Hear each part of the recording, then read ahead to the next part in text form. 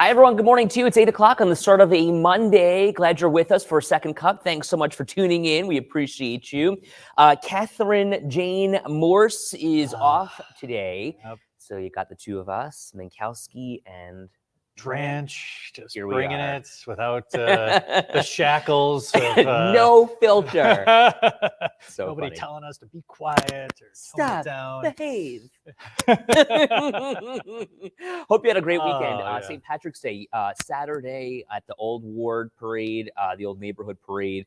It looked like a ton of fun. A lot of the people weather were out there. seemed like the weather was very cooperative both days, Yeah. but especially Saturday. Well, yesterday, I mean, there were so many people lining Delaware Avenue, and it was a really toned down parade, or so it seemed. That's anyway. what you said. Was it any of you go? Were you there? Tell me what your thoughts were, because I was a little surprised. I'm not going to lie. I mean, like, it was on lockdown. The police did a great job making sure that everyone was safe and everyone was under control. But like sometimes it gets a little rowdy. It's been crazy. I've been there, a number of times. Couldn't make it this year, but it's always, a fun event. But you were saying it was a little toned down. Was the couch there? The couch was there, and we sat on the couch. We got a good picture with them, but it was very interesting to me how low key it was this year. That's interesting. Peter, good morning to you. I loved the parade yesterday. Had the entire Channel 7 crew. That's absolutely right. Okay, and then he also said, Aaron, that he's a little disappointed that you said the S word. Yes, well, you'll have snow today, Peter. Sorry, and snow as we head into spring with snow showers this afternoon. Snow showers with strong winds on Tuesday. More snow for Wednesday, Thursday, and Friday. Even Saturday has snow in the forecast. High temperatures in the 30s through the weekend. Normally we should be in the low 40s, but not the case this week, which is fascinating, Edward, because spring starts tomorrow evening. And as we head in the first week of spring, temperatures will be well below normal after a very mild winter. Okay, so what is the reality of how much snow we're actually going to see? I mean, is this going to be like a dusting, or are we going to see a couple of inches? Well, I was going to say about a dusting to an inch or two. With the angle of the sun this time of year, it's tough for that snow to really stick to the roads. But once the sun starts to set, especially, now not until close to 7:30, that's when things will cool off and roads could be a little bit slippery and some of the snow could stick then. But for the most part, dusting to an inch or two, just enough where you're like, hey, it's mid-March. I thought we were done with this. What the heck is going on here? But we're Thanks, not. Mother Nature. Jeff Baker, good morning to you. He says, I feel like I got beat up by a bunch of leprechauns. Feeling good today, Jeff? Somebody was saying how a lot of people are going to be out of work today, but that they were calling it the Irish flu. Oh, interesting. I pulled in today, and I honestly was like, today's Monday, right? There were no cars in our parking lot. I know. At least no storm for St. Patty's Day. Yeah, it was a great day. Yeah. Hey, let's talk about this alligator in Hamburg. I cannot get enough of this story because I just, on one hand, understand what's going on here. On the other hand, feel so bad for this guy. I'm with you. There he is. What's his name? This is Albert the alligator. And now there's an opportunity to sign a petition to bring Albert the alligator back home. And this was a 34-year-old gator, 800 pounds, that was seized by the DEC from this guy's house. His name is Tony Cavallaro. He's owned this alligator since he was 2 months old. I love how he just kind of gets up, lumbers to his spot. Probably eats. He's obviously eating well. Yeah, he's eating chicken. Yeah. The gator, I know. Lauren says, I feel bad for him. Anita, bring Albert home. Megan says she signed the petition. This is one of those things that is very polarizing, and it's captivating the nation, frankly. Yes. Well, I saw a headline on some national piece, oh, someone's getting an alligator. And then at hockey this weekend, they're talking about how it's right here in Hamburg. Yeah. I'm like, wow, I missed a lot. My friend James lives out in California, and he is a producer out at KTLA. And he goes, have you ever heard of this place called Hamburg? And I'm like, have I ever? Yeah. And he's like, this alligator story, it's so fascinating. So I kind of am of the mindset where the DEC needs to just work with this guy here. Not saying, that they will or that they had could. It this morning. Exactly. But if this has been somebody's pet for the last 30 years. Was he 34 years old? Yeah, and now that they are trying to renew that permit, he's saying that the DEC really didn't even answer him when he tried to renew his permit. I kind of feel like it just needs to go back to its owner. Yeah, he seems like he knows what he's doing with it. Yeah. Yeah. Karen, I'm there. Almost with you. I mean, it's an alligator, but it certainly kind of lumbered up out of the pool, and he's got the pool for him, and he feeds him well and treats him, pretty well, really well, it seemed like. So Ellie says, bring him home. Yeah. Linda says it wasn't abused. It didn't hurt anyone. And the whole thing was that, okay, the kids are playing with him in the pool. But then he's saying, really, that's not the case. If anything, that they would pose for a picture, get washed down, and, cleaned up. Knocking on the door. Hey, can I take a picture with Albert? Well, and did you hear what the neighbor had to say too? Like the neighbor was kind of just like, the alligator's not hurting anyone. We've known about this. Yeah. I mean, the guy had a permit until 2021. And then tried to renew it. Right. Yeah.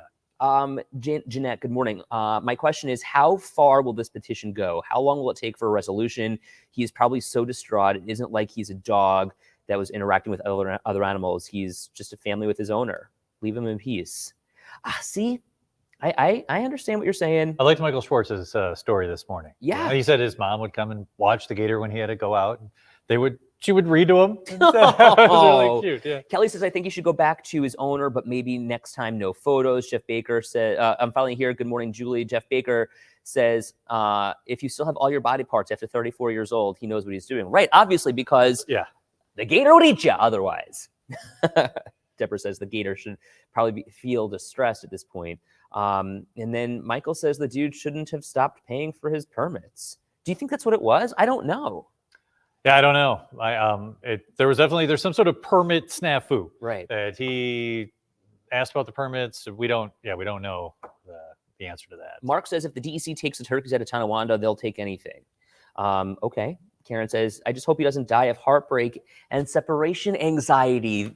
Oh my God, poor alligator. Well, we're going to stay on top of this one for you because the reality of the situation is it's captivating the country right now. And a lot of people are kind of like the two of us on the fence. They see what's going on here, both sides of the story. But I do feel bad for him because, after 34 years to have your animal taken away. To have just something just taken away like that. Yeah. I felt for the owner today when I was watching that story. And I'm like, kind of stopped what I was doing. And I really was captivated by it. And, the sound from the neighbor who was very emotional too. Right. And it was interesting because the neighbor, wasn't like, oh, I had no idea. She was like, oh my gosh, yeah, we knew. Was there. I moved in and this is great. He's awesome. And we'd see him in the, He goes, we're not having alligator parties or anything like that. Michelle wondering, has there been any official statement from the DEC? Yes. Johnny Marrero is going to link to Michael Schwartz's story in the comments here. And you'll be able to read the DEC statement for yourself. I just want to go back to Cheryl's comment here, though. My family was at Tony's house back in 2010 for dinner, and Albert was fine. And Tony was very attentive to him. You can see back then how much he loved him. That is amazing. I just, you saw he had, the table in the back there. Yep. So, yeah, you're just hanging out, and it's like, oh, what's in your pool here? Oh, an alligator. Oh, cool. Welcome to the family. Yeah. Kelsey, good morning to you. Okay, I want to welcome in a special guest here this morning. Chandra Redfern is here with us. She is talking about a huge event that's happening in our community. Chandra, good morning to you. Come pull up a seat. Our director, Camilla, is going to pull out. Just be careful because you might fly away here. I know, right? Okay, come on in. Good morning to you. They're going to zoom out in the control room so that we can actually get a look at who you are and what you're doing. Okay, Chandra, introduce yourself while you're here. Oh, so my name is Chandra Redfern. I'm the Chief Executive Officer of the Buffalo Federation of Neighborhood Centers. And so there's a huge event happening where we are empowering women and talking about Women's History Month. Why is something like this so important? So, Women's History Month is all about honoring the struggles and achievements of women, right, throughout history. And we just celebrated International Women's Day. Right. And so at BFNC, we really try to promote all people, but I'm especially excited about this one. It's just an opportunity for women to come and to hear from some phenomenal speakers. We have Beth Hollis from West Her that's going to be there. She has an amazing story. And Dr. Pradita Meeks, and she's an entrepreneur, former model. And so, it'll be really great. And women have an opportunity just to take a breather from their day, to network, have a great brunch, and just be inspired and encouraged. Okay, when is it and what do we need to know? So it's Thursday, March 21st at 11 a.m. and we will be at the Foundry this year. And people can get more information at our website, www.bfnc.org. Women's History Month is obviously a month-long thing, the month of March. But when you point out or kind of parse out some things about how far we've come, what still needs to be done here? Oh, wow. I mean, the first and I think the most obvious is that, women are paid 90 cents to, the dollar in comparison to men. Right. So we still have a long way to go in terms of, equal pay for women. There's still a lot of gender discrimination that occurs.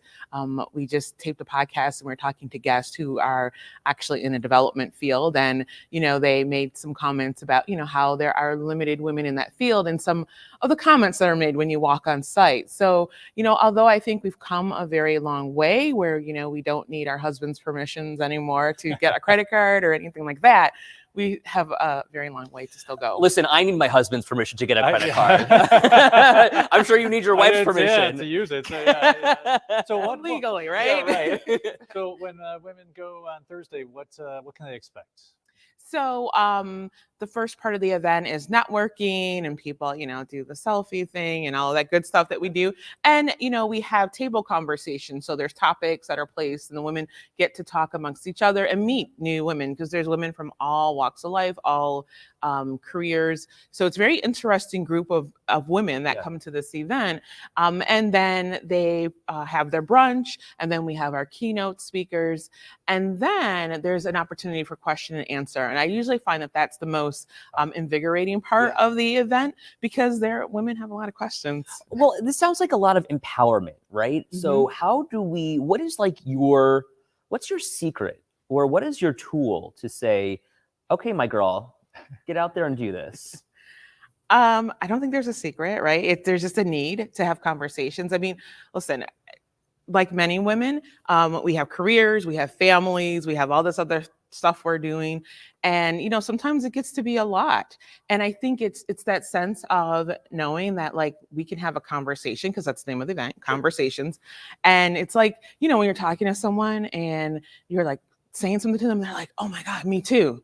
Right? It's that type of thing. Like you deal with that or you've experienced that. Well, how do you get through that? Right. It's that type of thing. A common ground. Exactly. Seems. I love that. And it's just about lifting everyone up, right? And making sure that everyone's on the same level playing field. Yes. There was just this bill that became law in New York State that mandates every employer show what the salary could be, the salary range for jobs. All of that because women and men, as you mentioned, are not on the same playing field. So how much of an impact has that had on women thus far? Have you seen any impact? I have not seen any impact thus far. I mean, I think, women were very resourceful. So we do our research anyway. So we've been having these conversations for a while. We do the comparisons, especially for certain positions, right? Like the salaries are posted. So you kind of know, okay, this is what they were paying this person who may or may not have been a male. And, let's see what they're going to present or where I should come in. So it'll be interesting to see how things kind of start to pan out and go. Anita says, march on, women. I love that. Okay, so this Thursday, tell us one more time where it is at the Foundry. At the Foundry Suites on Elmwood Avenue. Okay. That was my next question because I wondered if it was actually the Foundry Suites or if it was going to be the Foundry on Northampton. No, not okay. No, we're not making anything out of iron. Okay. That would be cool, but no, we're not. So the Foundry Suites on Elmwood Avenue. And how much are tickets? So tickets are $30. Okay. Yeah. So that includes your brunch and, we usually have some little nice. But the networking is well worth that price. Especially the networking is great. For an example, if you're a woman on the fence who maybe wants to start her own business, who has a hobby that maybe wants to parlay into a monetary parlay. Thing. Would that work to go to this event? I think it would work. Also, we were very intentional about the guests that we selected to come and speak. Okay. So we have a corporate guest who's kind of worked her way up through the ranks. So, and then we have another guest that has been an entrepreneur and was in the beauty industry. And so kind of how she started off modeling and all these things and her family history and how she kind of rolled that into a business. Nice. How did you get into your position? Oh, that's interesting. So actually, I actually have been with the organization for, I think it'll be 22 years this year. So I was a person who started at the ground level and worked my way up. So that's how I got into my position. Cool. Very nice. I mean, you're at the top here. I mean, that is high ranking, high achieving. That's a really big deal. Thanks. Yeah. A lot of hard work, right? And I think that's why these types of events are so important to me, to let women know you can work your way up. And sometimes when you're out there doing it, it seems like, oh my God, am I ever going to like do anything different? But things do actually pan out. And even if it's not in your current place. So I love what Jeanette is saying here. Thank you for sharing this event. This is exactly something I need to go to right now. Jeanette, tell us why. What's going on? Fill us in. Spill the tea here. Love being able to empower people, lift people up. And that's what Second Cup is all about. Like, it's just a low-key conversation and making sure that everyone has that opportunity to have their voice heard. And Chandra is here making sure that women are held up. And as Anita says, she says, thank you. Have a wonderful event. This really is something special. And Karen says, what if someone can't afford the $30? Is there any way else to get info? So Karen, if you give us a call at 716-852-5065, and we can work something out. Okay, that way. There you go. She's trying to open an assisted living home. Oh, so okay. Go get them, Karen. Power to you. That you. Sounds wonderful. Yeah, that's impressive. Make sure you're giving Chandra a call. Okay, give us some words of wisdom, Chandra. If you could impart something that you've learned, what would you tell a woman out there who maybe like Jeanette is trying to get to an event like this and find that empowerment? I would say don't be discouraged by failures, right? Because they're just stepping stones to your success. So learn from every failure, every mistake, every oops, that type of thing. Sometimes it's easy when things don't happen the way we think they should happen to get very discouraged and just to give up. But I would say, take that, use it as a tool in your bag. So Jeanette, just circling back without saying too much, I need to network with more people in this way. Career advice for the most part, and something uplifting. It sounds great. I think another thing too with perhaps starting your business is the timetable. Yeah. And people want to rush and go from 0 to 60 in 2 seconds, but explain that doesn't really happen. It doesn't. I mean, so what I've learned from people that have their own businesses is that it could take anywhere from 1 to 3 years to really start to see any type of profit or anything like that. I mean, it's a lot of work. I mean, my hat's off to people who start their own companies because you're not getting vacations, you're not taking breaks. So you really have to have some perseverance to do that. But what I understand from those that have their own companies is that it's very rewarding when you get to a certain point, but it's a lot of hard work and it's not for the faint of heart. Hey, let me just ask this question too. And I don't mean to be too personal here, but for minority women out there, it seems like it would be even more difficult. And there are so many more roadblocks to getting to that kind of an achievement. Yeah. It seems like it would be hard.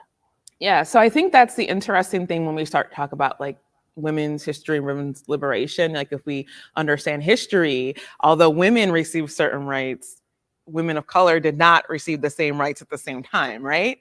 And so, we still struggle. So even when we talk about, women making, 90 cents to the dollar of a man, when you look at women of color, it's even less. So we still have a lot of work to do in that area. It's very challenging, I think. And some of the things we talk about at these events are, hey, how do I position myself, or what do I look for, or, just how do I set myself up to be able to network? Because as a person of color, you don't always have those same advantages that someone else would have. I love this. And I think that it's so important that you guys are doing this and reaching out and trying to make sure that everyone is welcome in our community. And that's what it's all about, isn't it? Yes.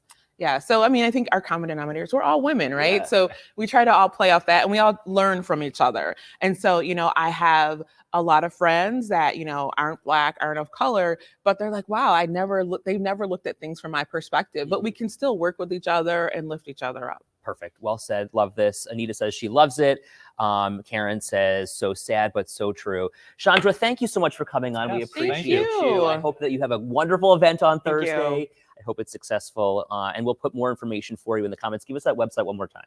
Our website is www.bfnc.org. Okay. Chandra, thank you so much. Chandra Redfern, the CEO of BFNC. Yes. We appreciate you. Thank you very much for coming in. Thank you very much. Thank you. Yeah. Hey, Chandra, before you go, you want to weigh in on the alligator?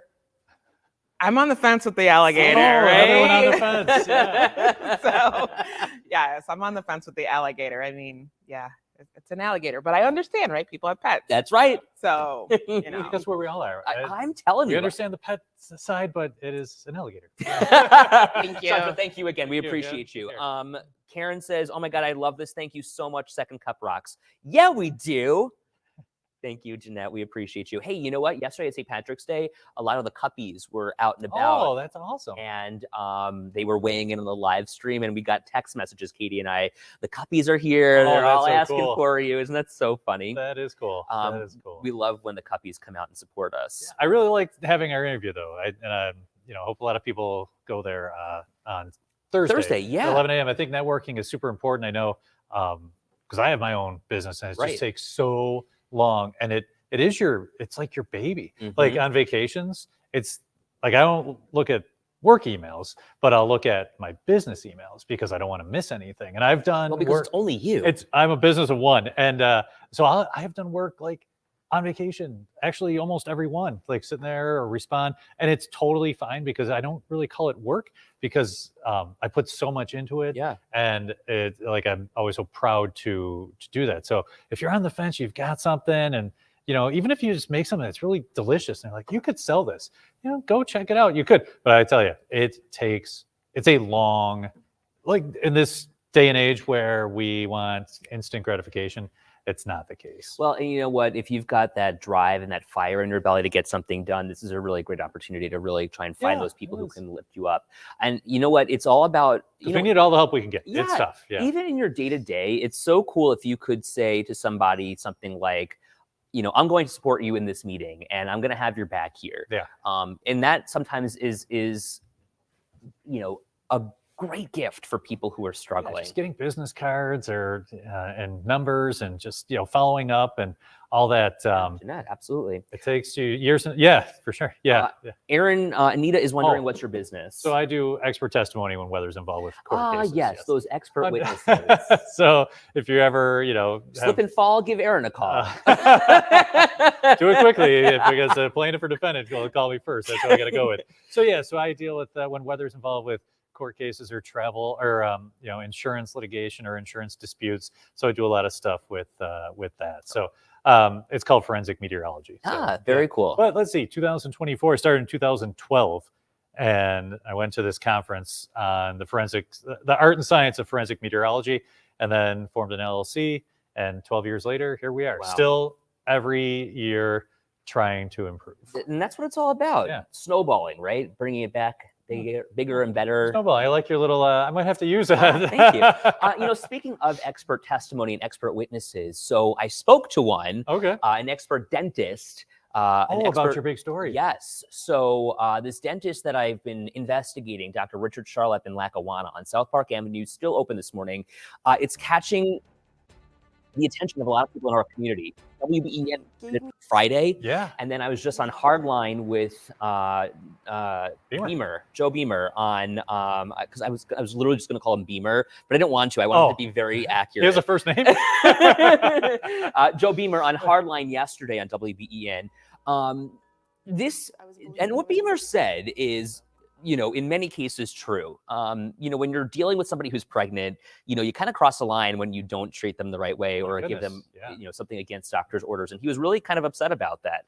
Well, he just had a baby. Right. So I could see that. And, when you're that close to it, your wife goes in to get some dental work and he's not following the proper procedures. Right. Your story, that's another thing between the alligator and your story. We've just had so much going on. Yeah. Anita says, how can anyone still be going to the dentist? And this is kind of what Joe asked that same question. And my answer is this. I thought you answered it well. Thank you. Yeah. A patient is going to make up their own mind. And I'm not here to say, go to this dentist or not go to this dentist. My job is to tell you what's going on behind closed doors. Because you've heard positive reviews for him too. Absolutely. Correct? And that this guy was, did something really good for people. But he's also, many people say done really bad. Yeah. So, you got to make up your own decision. Whatever your gut tells you is what you got to do. And look, the state will ultimately be investigating this dentist. But they have investigated him a few times. And correct? they've given him a state suspension in 2021 and 2019. We will link that story for you in our comments here, and we will keep you posted. Ron, I'm sorry. We're running out of time here. I don't see your comment off the top here, but we can certainly come back to it tomorrow. We got to go. Have a great day, everyone.